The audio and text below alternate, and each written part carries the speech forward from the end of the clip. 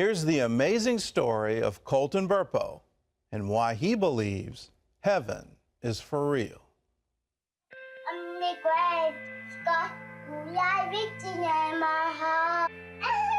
How old are you today? 3. And what is your name? And where do you live? In Nebraska. Who's your mommy? Sonia. Who's your daddy? Daddy. Popo. Who's your sister? Cassie. That was 10 years ago. Looking at Colton now, you would have never guessed that he almost died in 2003. His father, Todd, tells about Colton's near-death experience in the book, Heaven is for Real. And he started throwing up into the toilet, you know, and at first we're like, okay, he's got the stomach flu, because the doctor said it was going around. Colton's condition only got worse as days passed. His doctor discovered his appendix had burst.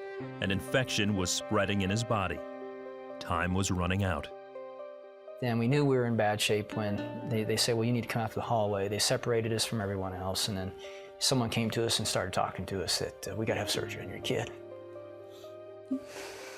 It was tough. Seeing your boy be lifeless when he was a very vibrant child.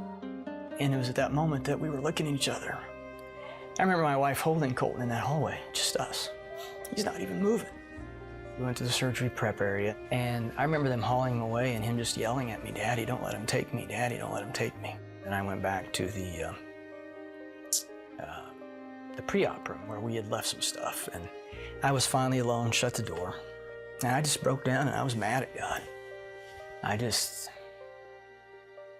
was frustrated, fed up. And I remember telling him, I said, God, after all I've done for you, and now you're gonna take my kid? This is how you treat your pastors?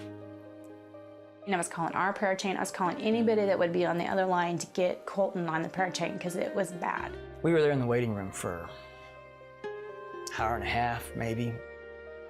Then I remember the nurse coming out. Is Colton's daddy out here? I'm like, yeah, well, Colton's in recovery and he's screaming for you. And I'm sitting there with him. And I remember my son in that room then looking up at me and goes, Dad, do you know I almost died? And my first thought was, maybe overheard the nurse say that, or maybe they thought he was under anesthesia, you know, and he wasn't. But it wasn't till 4 months after we got out of the hospital that we finally listened to our son. And that's where I got to see heaven. No, Jesus and some angels came and flew me up to heaven. And I said, so Colton, what did Jesus look like? I knew that the first person I saw was Jesus. He was wearing white robes with a purple sash, and he just came down nicely and gracefully. Well, Dad, Jesus has markers.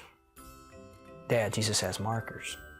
I didn't know what he meant, so I finally asked the right question. Colton, where are Jesus' markers? And he drops his toys down, and he stands up, and he just points, Dad, they were right here. He takes his fingers, points to the palms, then he bends over and touches the tops of his feet. And looks up to me, that's where Jesus' markers were, Dad. When I was in the throne room of God to start with, so I got to see what that looked like. I was upset because I didn't know what was happening. What God did is he used people or things that I liked to calm me down. From there on, I felt better. And one day we're traveling together and he looks up at me and, Dad, you used to have a grandpa named Pop, didn't you? I'm like, yeah, he's really nice. Really? Yeah, you used to play with him as a kid and work with him on the farm and shoot stuff with him. And I'm like, yeah, how do you know that? Well, he told me. A figure came up and he was Pop. He asked me, are you Todd's son? I said, yes. He said that he was his grandpa, so that's where I met him. Yeah, Pop, I was very close to him. And he was my most significant male role model when I was a kid growing up. But he was killed in a car wreck before I turned 7. I was busy paying bills again, because that's my job. And he came up and told me he had 2 sisters. Well, he had to say it several times before he finally got my attention.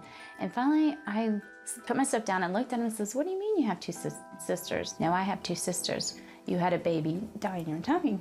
And I just looked at him like, "Well, how do you know you have 2 sisters?" "Well, she told me." And then he proceeded to describe her. She looked like Cassie, but she had brown hair.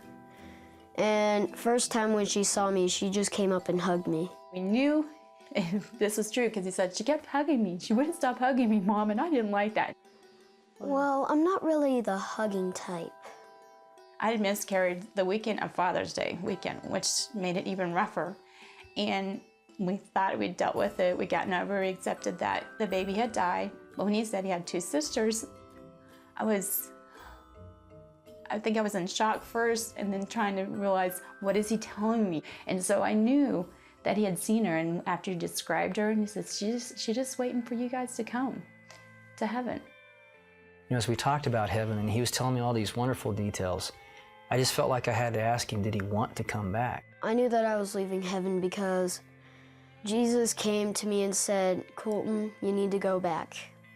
Even though I didn't want to go back, he said that he was answering my dad's prayer. I remember that prayer.